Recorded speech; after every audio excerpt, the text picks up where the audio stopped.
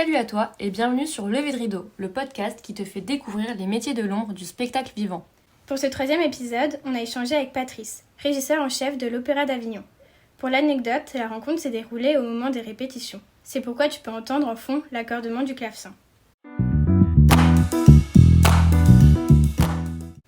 Déjà, régisseur en chef, tu ne le deviens pas du jour au lendemain. Il faut passer par plusieurs étapes. Moi, j'ai fait un bac électronique, parce que j'aime beaucoup l'électronique. Donc à partir de là, j'ai fait des études d'ingénieur du son. Donc après, j'ai opéré 7-8 ans comme ingénieur du son sur le spectacle de ballet. Et donné un coup de main à mes collègues à la lumière, à la machinerie, au camion pour charger et décharger. Donc j'ai appris le reste du métier comme ça. Après, je suis passé à la régie de scène. Et là, ça fait 25 ans que je suis régisseur général à l'Opéra d'Avignon. Voilà. Sans lui et ses équipes, il n'y a pas de lumière, pas de son, pas de décor. Et même pas de lever de rideau. Il joue un rôle important de la conception à la représentation du spectacle. Alors, un spectacle, il y a 4 intervenants. En règle générale, que ce soit le théâtre, le ballet, ou l'opéra, ou l'opérette. Il y a le metteur en scène ou le chorégraphe. Il y a le monsieur qui fait la lumière, le luminariste. Il y a le décorateur qui fait les décors. Et il y a le costumier.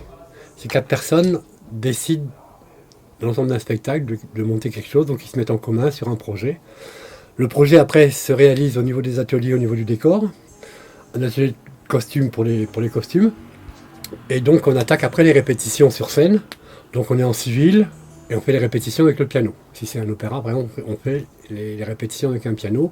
Et on fait toute la mise en scène, comme ça, avec 2 services en règle générale, c'est 14-17, 20-23. Après, on inclut tout doucement les costumes. Après, on fait les costumes et l'orchestre. Et après, on arrive à la générale où c'est costume, orchestre, perruque, maquillage, lumière, enfin tout inclus.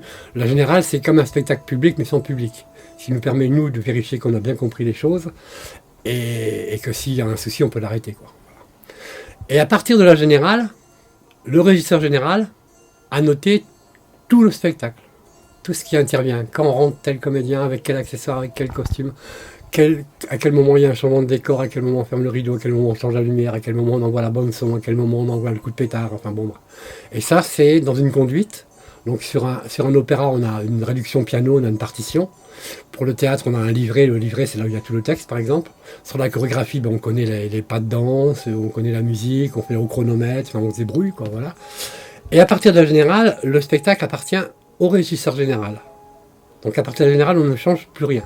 Donc le régisseur général a la responsabilité, pendant le spectacle, du bon déroulement du spectacle, comme le veut le metteur en scène, le décorateur, la lumière. En fait, c'est la seule personne qui peut sauver les meubles s'il y a un couac. C'est aussi la personne qui peut tout ruiner si elle ne fait pas les choses au bon moment. Pression, oui, mais on a répété tout le long. Donc en fait, ce qui est le plus dur, c'est les premières répétitions. Parce qu'on arrive, on ne connaît pas le décor. Des fois, on commence pas forcément par l'acte 1, on commence par le final de l'acte 2. Donc on est un peu paumé dans le déroulement du conduit. Et au fur et à mesure, on s'habitue. Donc à la limite, en spectacle, c'est là où on se repose le plus. Parce qu'on doit simplement exécuter ce qu'on a répété depuis 15 jours ou 3 semaines. Alors moi, j'ai pas le droit à l'erreur. Hein, parce que si j'envoie l'effet de lumière ou pas au bon moment, ou si j'envoie le changement de décor au mauvais moment, c'est ma responsabilité.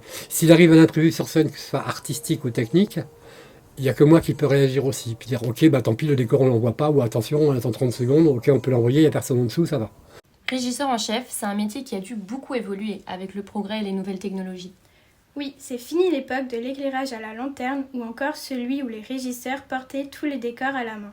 C'est sûr que maintenant, c'est un métier beaucoup moins physique, mais ils sont aussi beaucoup plus dépendants de la technique et de l'informatique. Les nouveaux soucis qu'on a maintenant, comme tout est informatisé, s'il y a une panne, on ne peut pas réagir. On a une formation informatique de base, mais là, tout passe par l'informatique, ça ne marche pas. Avant, ça ne marchait pas, c'était un câble, c'était une lampe, c'était une ampoule, c'était un micro. Là, maintenant, c'est compliqué, quoi. Parce que, par exemple, il nous faut un micro en urgence, il faut, par rapport à l'informatique, tous les appareils ont un IP, une adresse IP, donc il faut programmer l'IP du micro sur l'IP de la console, la sortie de la console sur l'IP de l'ampli, sur l'IP du haut-parleur. Donc ça, déjà, s'il me faut un micro, il faut déjà 10 minutes.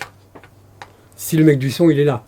Donc, avec la nouvelle technologie, on est quand même très liés. Enfin, mon travail, c'est de traduire ce que veulent le metteur en scène et tout le monde en langage technique.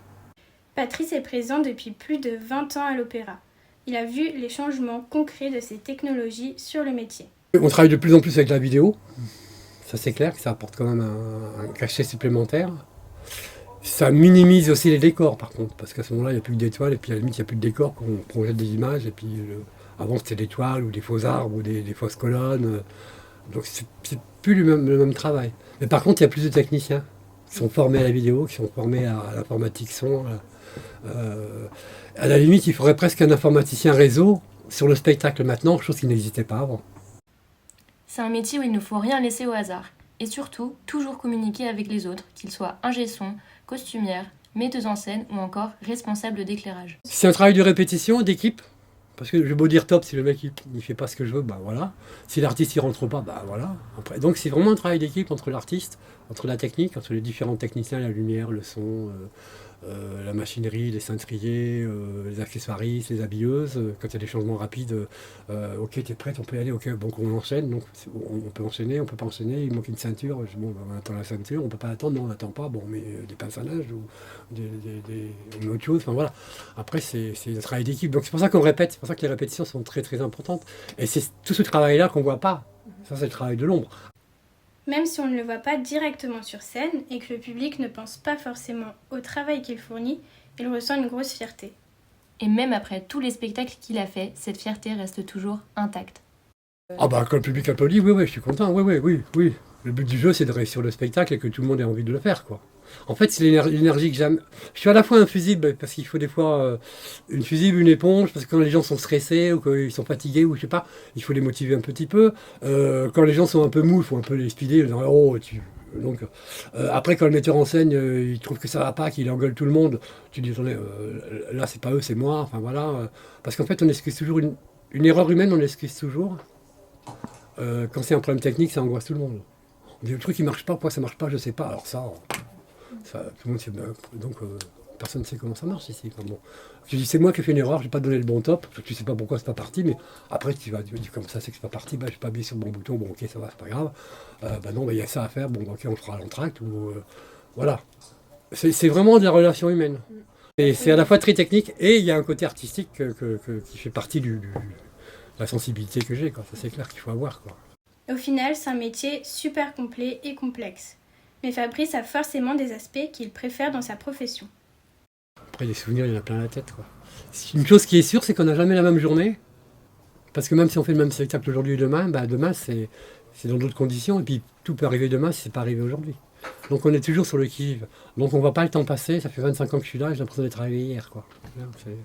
Puis, il n'y a pas un jour qui est pareil que l'autre. Et puis, on apprend toujours par rapport à la technique, par rapport... Pour finir, je crois que Patrice a une anecdote en rapport avec le nom de notre podcast. Et en fait, on était en général de Bal Masqué. Bal Masqué, il y a une ouverture de l'opéra. C'est tous les airs de l'opéra qui se passent dans l'opéra, mais c'est devant le rideau fermé en règle générale. Et là, le metteur en scène en répétition, au dernier moment, avait décidé qu'on ouvre le rideau, qu'il y avait une petite mise en scène. À la fin des 6 minutes, on fermait le rideau, on faisait la place et on ouvrait à ce moment-là. C'est dans l'opéra. C'était la générale, c'était un peu tendu, tout le monde était un peu énervé, tout ça. Ben, bon, bref. Le chef s'installe, il ne commence pas, donc il fait un vert rouge. Lui, il attendait l'ouverture du rideau, quoi. Vert rouge, donc il fait un signal. On peut commencer, lui, il ne réfléchit pas, il commence. Et je dis à la lumière, attention pour l'effet 3. Et là, le gars à la lumière me dit, mais l'effet 3, c'est pas rideau ouvert. Je dis, oh merde. Et en fait, l'artiste qui était sur scène s'était même pas rendu compte que le rideau était fermé. Donc il avait fait sa mise en scène normalement. Alors j'ai vu qu'il était là. J'ai vu que la musique était lente, donc j'ai attendu une phrase musicale et j'ai ouvert tout doucement le rideau.